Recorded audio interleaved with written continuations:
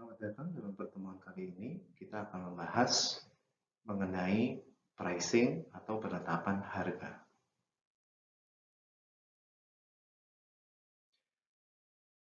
Definisi dari harga sendiri adalah sejumlah uang yang dikenakan untuk memperoleh sebuah produk ataupun jasa.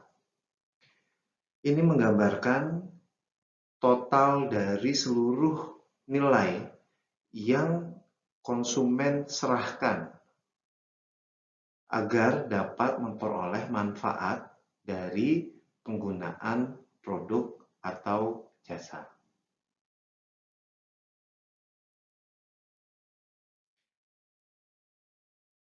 Dari elemen marketing mix, elemen harga adalah satu-satunya yang menghasilkan pendapatan bagi perusahaan.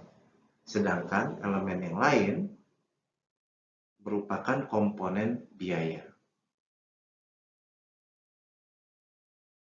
Dalam menetapkan harga, perusahaan ada berbagai hal yang harus dipertimbangkan. Inti dari penetapan harga itu adalah perusahaan harus dapat menetapkan harga di antara rentang price floor ataupun price ceiling-nya. Price floor itu adalah tingkat harga terendah, sedangkan price ceiling adalah tingkat harga tertinggi. Price floor ditentukan oleh biaya dari menghasilkan sebuah produk hingga ke tangan konsumen. Sedangkan price ceiling itu adalah sejumlah harga yang rela dibayar oleh konsumen sesuai dengan persepsinya terhadap nilai suatu produk.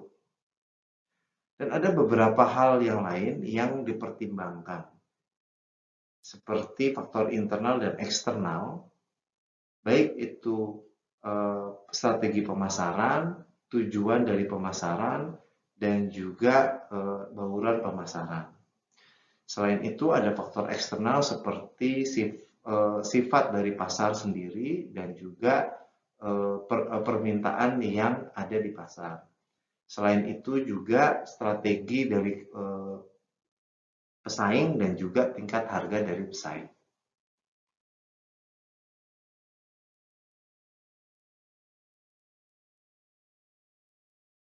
Ada beberapa pendekatan dan pendekatan yang paling umum ada dua, yaitu adalah cost-based pricing dan value-based pricing. Pendekatan cost-based pricing adalah pendekatan penetapan harga berdasarkan cost dari perusahaan dalam memproduksi sebuah produk. Sedangkan value-based pricing itu didasarkan terhadap persepsi dari konsumen terhadap nilai suatu produk. Saya akan coba jelaskan masing-masing dari pendekatan penetapan harga ini. Untuk cost-based pricing biasanya diawali dengan mendesain suatu produk yang baik. Setelah itu menentukan berapa biaya yang harus dikeluarkan dalam menghasilkan produk tersebut. Setelah itu menetapkan harga berdasarkan cost tersebut, tentu saja ditambah dengan keuntungan yang ingin diperoleh oleh perusahaan. Setelah itu perusahaan coba meyakinkan pembeli bahwa nilai dari produk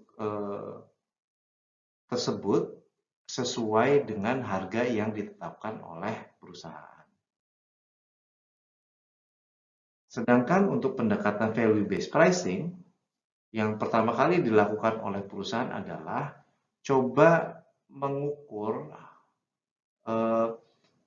kebutuhan dari konsumen dan persepsi konsumen terhadap produk yang dapat memenuhi persepsi nilai dari konsumen terhadap produk yang dapat memenuhi kebutuhan konsumen tersebut.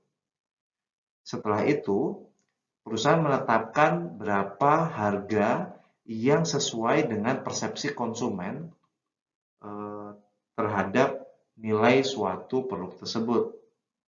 Setelah itu, perusahaan menetapkan cost yang dapat dikeluarkan oleh perusahaan sehingga perusahaan dapat memperoleh keuntungan dalam memproduksi produk tersebut. Setelah itu, perusahaan mulai mendesain produk yang dapat sesuai dengan value yang diinginkan pada tingkatan harga yang telah ditetapkan.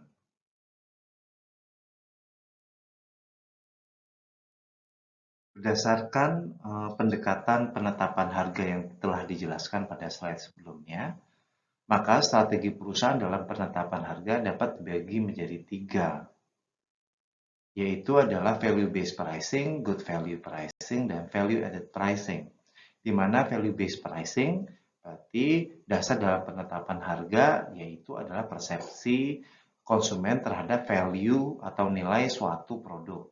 Sedangkan value-added pricing, dasar penetapan harga adalah biaya yang dikeluarkan oleh perusahaan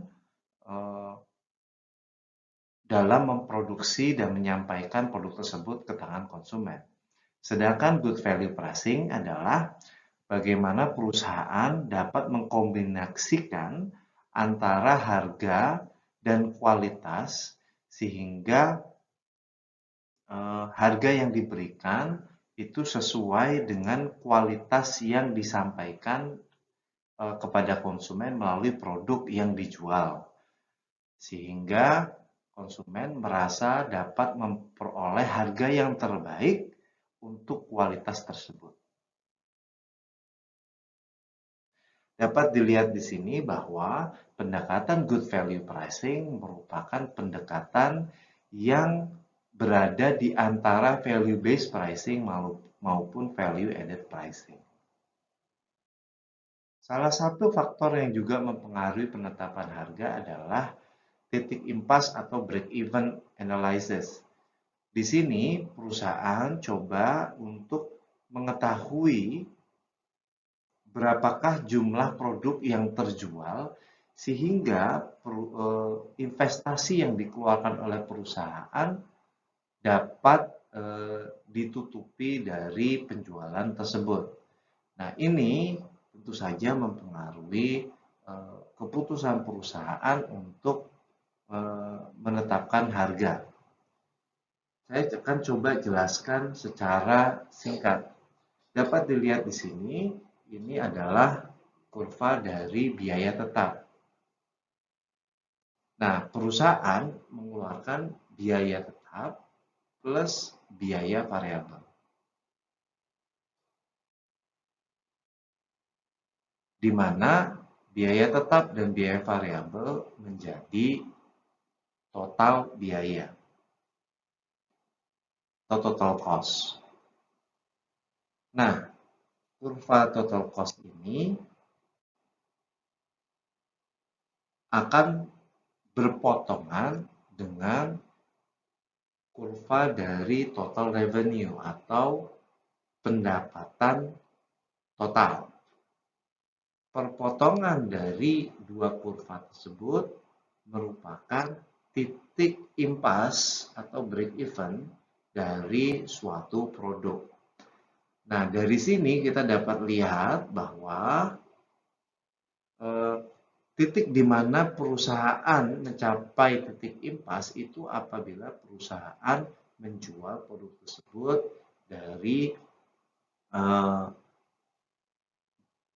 jumlah penjualan sebesar 30.000 unit. Nah, sebelum 30.000 unit, maka perusahaan sebenarnya dalam kondisi merugi menjual produk tersebut. Setelah melewati titik impas, ini adalah kondisi di mana perusahaan mulai mengambil keuntungan, di mana di sini ada selisih antara total biaya dan juga total pendapatan. Selisih dari total biaya dan total pendapatan tersebut itulah profit atau keuntungan.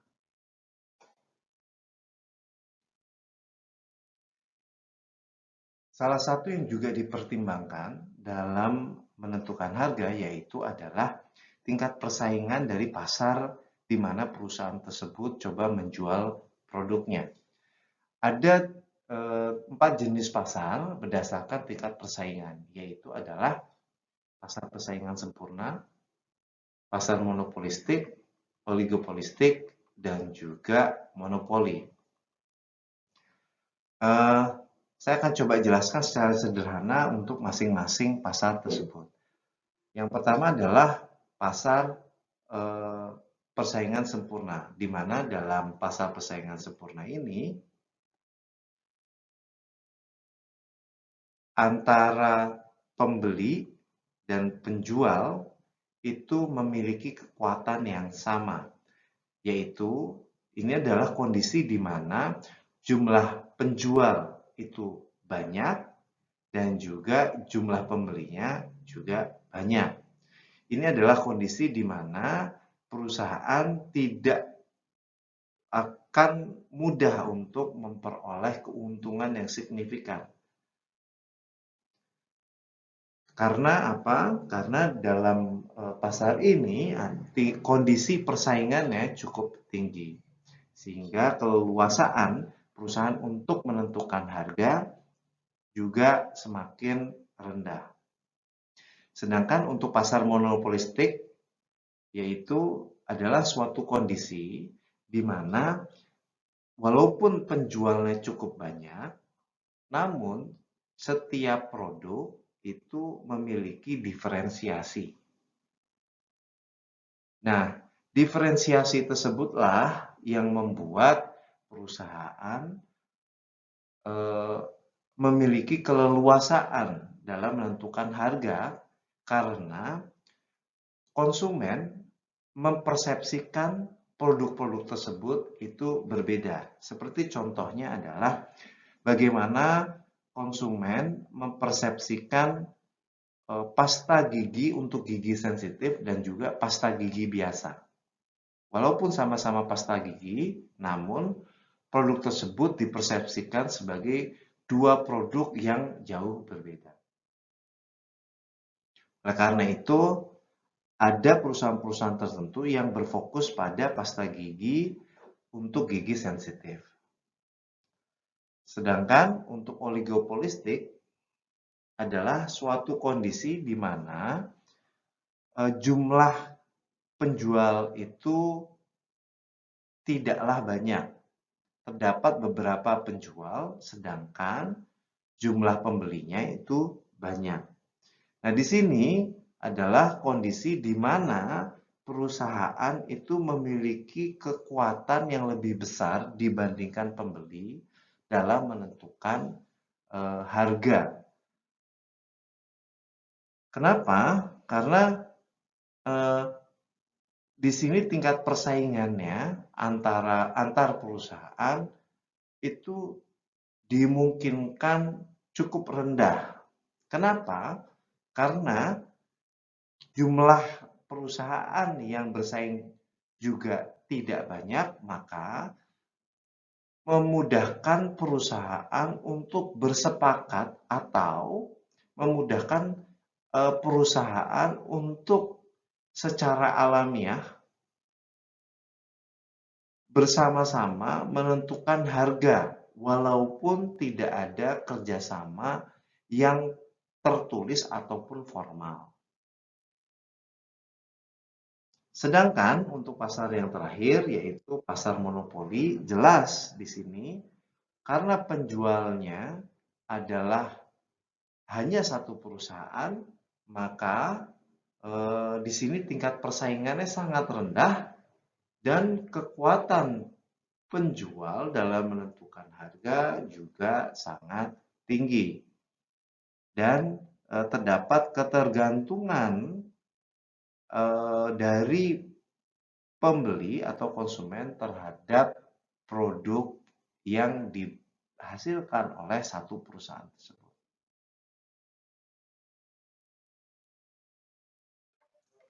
Salah satu yang dipertimbangkan oleh perusahaan dalam menentukan harga, salah satunya adalah bagaimana sifat elastisitas harga terhadap permintaan, di mana seperti kita ketahui, pada umumnya produk apabila ditingkatkan harganya atau dinaikkan harganya, maka permintaan akan juga berubah dan cenderung menurun.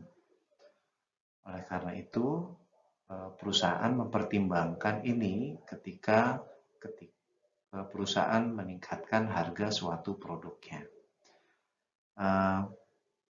Untuk elastisitas sendiri itu memiliki dua jenis, yaitu inelastis dan elastis. Dapat dilihat dari dua grafik ini. Untuk yang elastis dan inelastis, ada elastisitas harga yang bersifat inelastis. Persentase perubahan harga itu diikuti dengan perubahan permintaan dengan persentase yang lebih kecil.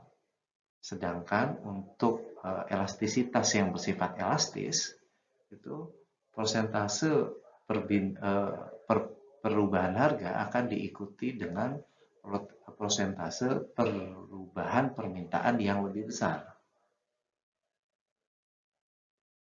Secara definisi, elastisitas harga terhadap permintaan adalah menggambarkan respon permintaan terhadap perubahan harga. Elastisitas harga terhadap permintaan disebut sebagai inelastis apabila perubahan harga diikuti dengan perubahan permintaan yang lebih kecil. Sedangkan dikatakan elastis apabila perubahan harga diikuti dengan perubahan permintaan yang lebih besar. Untuk mengukur elastisitas harga terhadap demand, perusahaan dapat membandingkan dengan perubahan permintaan, persentase perubahan permintaan dengan persentase perubahan harga. Apabila elastisitas harga terhadap permintaan ternyata lebih dari 1, maka elastisitas harga terhadap permintaan tersebut disebut sebagai elastis. Sedangkan apabila kurang dari 1 disebut sebagai inelastis. Salah satu yang dipertimbangkan juga dalam penetapan harga adalah strategi dari pesaing. Ada beberapa poin yang harus diingat dalam konteks strategi pesaing ini. Yang pertama adalah perbandingan penawaran terkait dengan nilai yang disampaikan kepada konsumen. Apakah perusahaan kita memberikan nilai yang lebih besar dibandingkan dengan kompetitor? Maka apabila nilai yang diberikan kepada customer itu lebih besar pada produk dari perusahaan kita, maka kita memiliki kekuatan yang lebih besar dibandingkan dengan pesaing. Yang kedua adalah kekuatan dari kompetitor sendiri. Apakah pesaing-pesaing kita itu memiliki kekuatan yang lebih besar daripada kita sehingga dia bisa memberikan nilai yang lebih tinggi nanti. Dan yang ketiga adalah tingkat persaingan dari strategi penetapan harga itu sendiri. Apakah apabila kita memutuskan menaikkan atau menurunkan harga, pesaing kita akan juga mengikuti harga yang kita tetapkan. Dan yang keempat adalah sensitivitas konsumen terhadap perubahan harga itu sendiri. Apakah konsumen cenderung sensitif terhadap perubahan harga atau tidak? Nah, sensitivitas ini dapat diukur dengan elastisitas harga terhadap permintaan.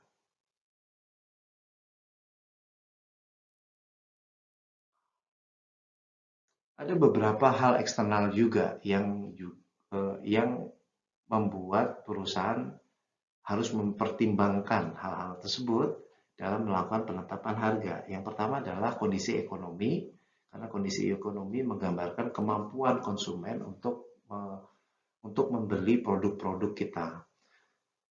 Kedua adalah reseller respond to price, bagaimana respon dari reseller kita terhadap perubahan harga yang kita tetapkan. Ketiga adalah government. Apakah ada peraturan-peraturan pemerintah tersendiri yang dapat membuat perubahan harga itu malah menjadi menguntungkan atau tidak menguntungkan. Dan yang keempat adalah social concern atau hal-hal yang terkait dengan masalah-masalah sosial di masyarakat. Apakah perubahan harga ini akan memberikan dampak terhadap masyarakat secara sosial atau tidak? Contohnya misalkan apabila produk kita itu penting dalam kepentingan sosial. Contohnya misalkan vaksin dari COVID-19. Penetapan harga tentu saja ini akan menjadi perhatian sosial dari masyarakat kita. Apabila perusahaan menetapkan harga terlalu tinggi, maka perusahaan dapat memperoleh penentangan dari masyarakat karena dianggap tidak peka secara sosial. Itu adalah salah satu contoh. Yang selanjutnya adalah produk-produk yang terkait dengan kebutuhan-kebutuhan pokok. Ini akan sangat mempengaruhi hal-hal ataupun juga kepentingan-kepentingan sosial di masyarakat.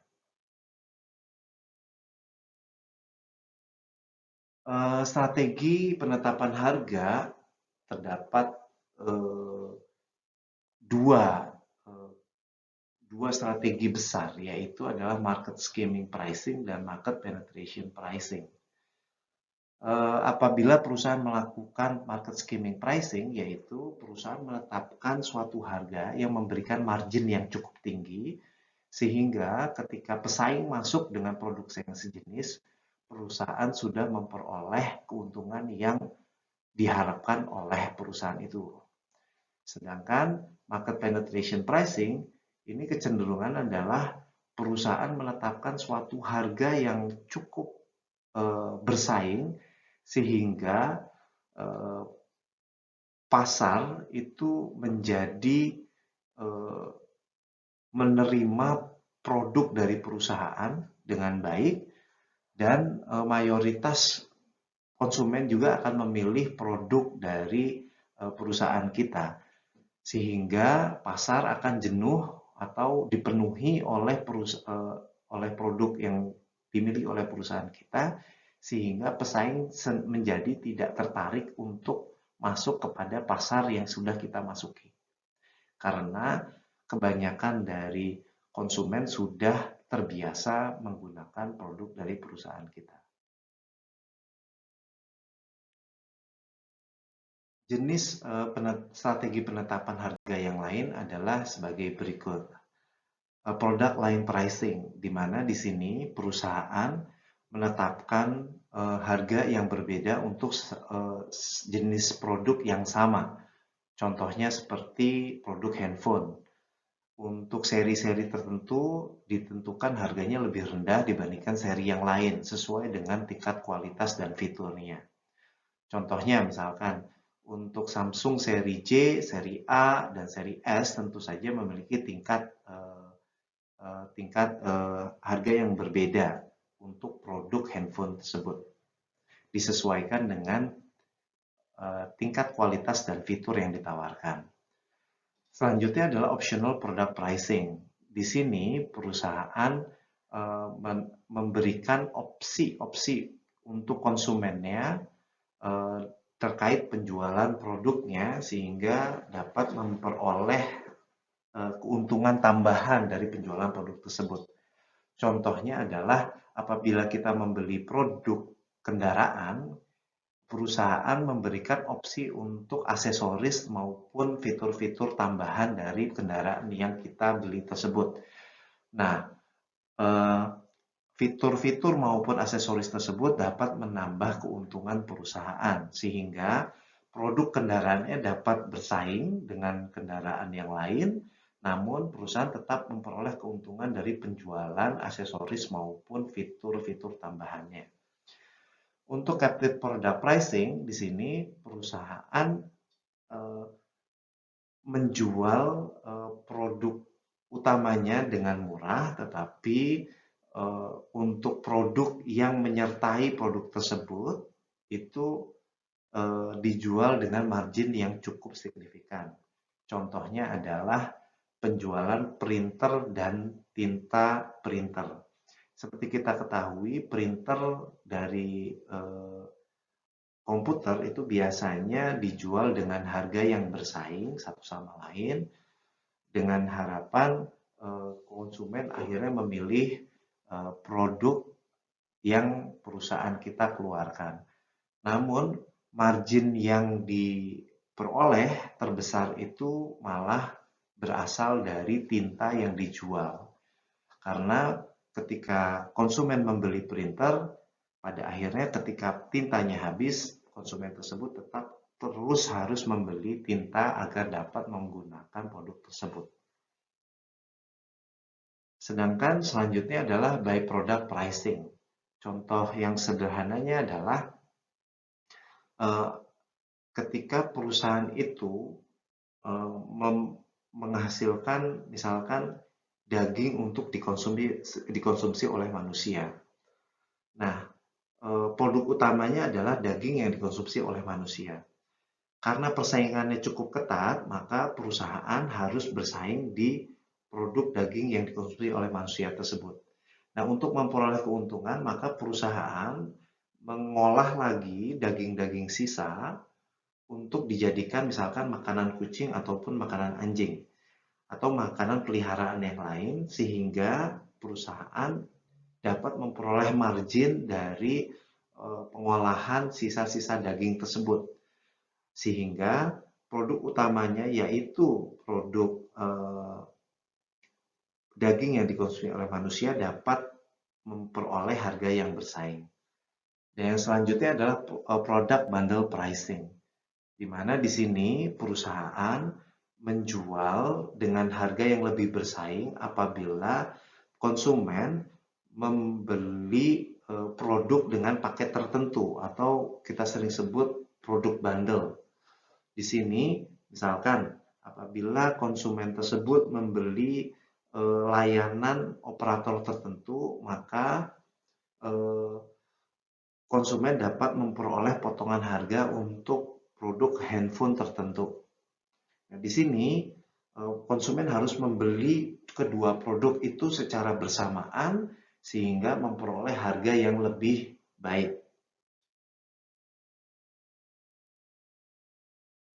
Ada beberapa strategi penyesuaian harga yang dapat dilakukan oleh perusahaan.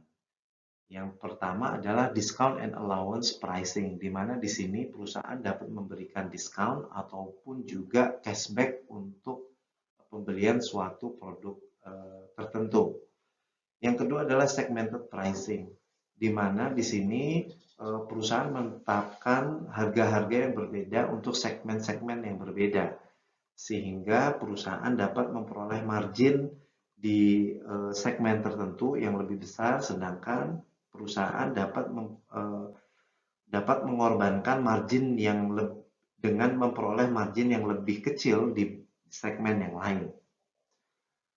Yang strategi yang selanjutnya adalah psychological pricing, di mana di sini perusahaan menetapkan suatu harga yang secara psikologis terasa lebih murah. Misalkan apabila harga ditetapkan umumnya itu adalah Rp3.000, maka perusahaan dapat memberikan harga misalkan Rp2.998. Nah, harga tersebut akan dirasakan lebih murah dibandingkan dengan harga Rp3.000 tersebut, tetapi perusahaan tidak mengorbankan margin keuntungan yang terlalu besar.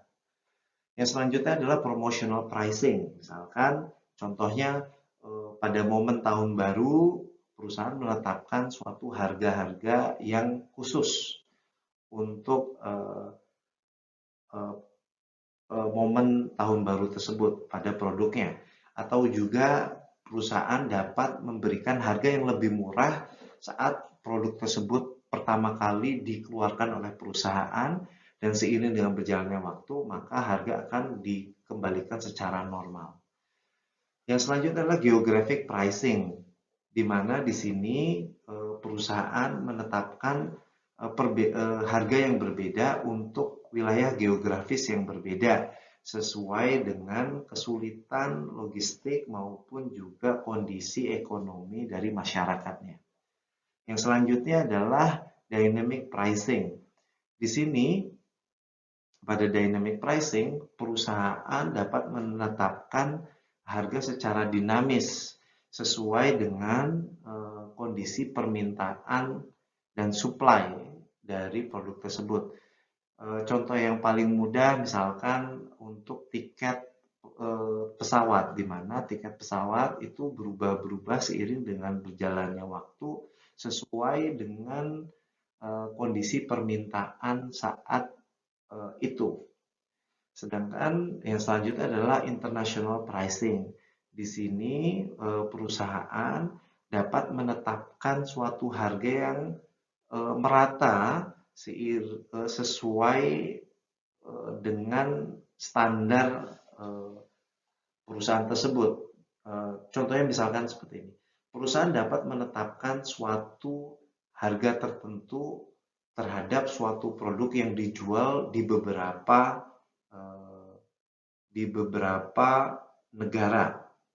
Di sini perusahaan memberikan harga yang sama terhadap produk tersebut walaupun dijual di negara-negara yang berbeda. Baik, sekian untuk materi kali ini. Semoga bermanfaat. Atas perhatiannya saya ucapkan terima kasih.